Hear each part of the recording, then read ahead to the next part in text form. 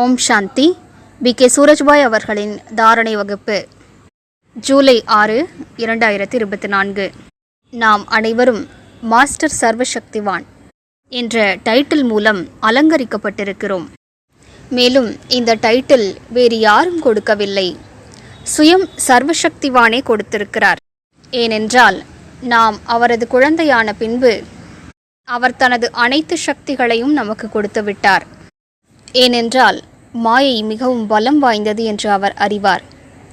அந்த மாயையினை இந்த குழந்தைகள் வெல்ல முடியாது என்று அவரே நம் தலை மீது கரம் வைத்து அனைத்து சக்திகளையும் நமக்கு வழங்கிவிட்டார். இதனை நன்றாக உணர்ந்து பார்ப்போம். நம்மிடம் சக்திகள் இருக்கின்றன. நீங்கள் கோவில்களில் பார்த்திருப்பீர்கள், சில தேவிகளுக்கு 4 கரங்கள், சிலருக்கோ 6 கரங்கள், சிலருக்கு 8 கரங்கள், இன்னும் சிலருக்கோ 16 கரங்கள் காட்டப்படுகின்றன.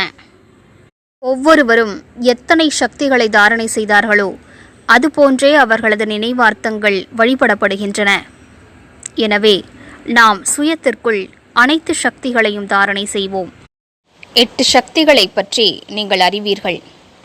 இதை தவிர ஞானத்தின் பலம், தூய்மை தன்மையின் பலம், புண்ணிய கர்மங்களின் பலம், ஆசிர்வாதங்களின் பலம், சேவைகளின் பலம், இவையும் நமது சக்திகளாகும். உயர்ந்த சிந்தனைகளின் பலம், சக்தி வாய்ந்த எண்ணங்களின் பலம், பாபாவின் நினைவினுடைய மிகப்பெரிய பலம். இவ்வாறு நம்மிடம் பலவிதமான சக்திகள் இருக்கின்றன. அன்பும் ஒரு விதமான சக்தியாகும்.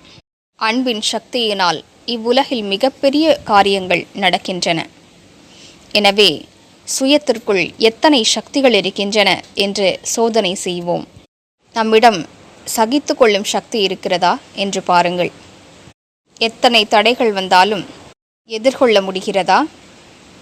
பாபா நமக்கு கற்பிக்கின்றார், ஞானத்திற்கு வந்த பின்பு தடைகள் மற்றும் மாயை மீது எந்த அளவிற்கு நாம் வெற்றியாளராக இருக்கிறோம் என்று சோதனை செய்ய சொல்கிறார். அதனை வைத்து நமக்கு எத்தனை கரங்கள், அதாவது எத்தனை சக்திகள் இருக்கின்றன என்பதை உணர முடியும்.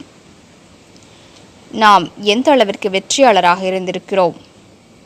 அது தவறான இச்சைகள் மீதான வெற்றி, கோபத்தின் மீதான வெற்றி, இவற்றிடம் மீண்டும் மீண்டும் தோல்வியடைந்திருக்கிறோமா?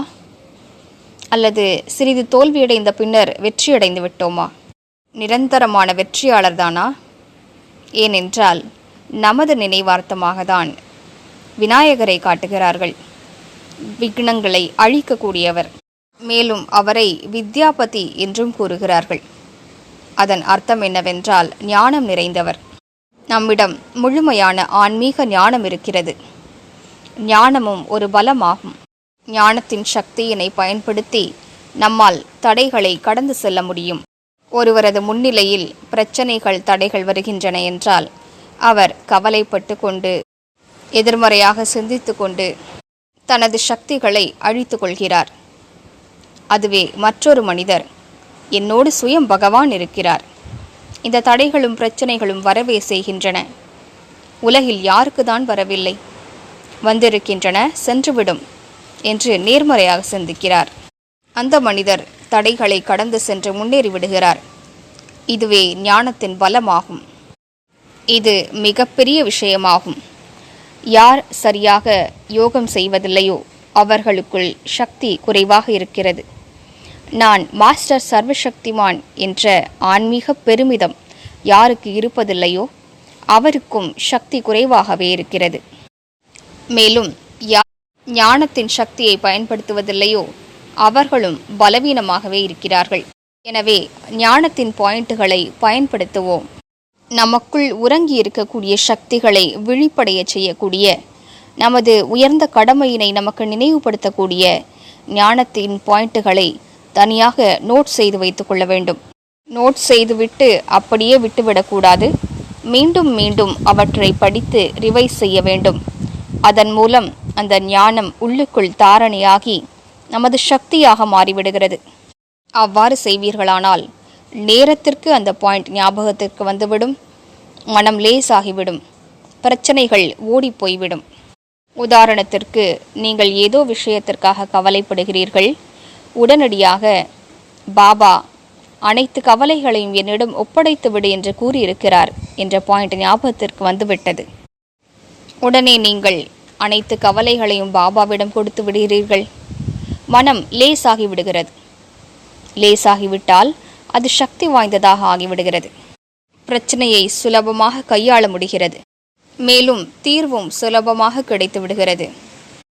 எனவே இப்படிப்பட்ட சக்திகளை பயன்படுத்தி நாம் தடைகளை அழிக்கக்கூடியவராக ஆகிவிடுவோம். ஓம் சாந்தி.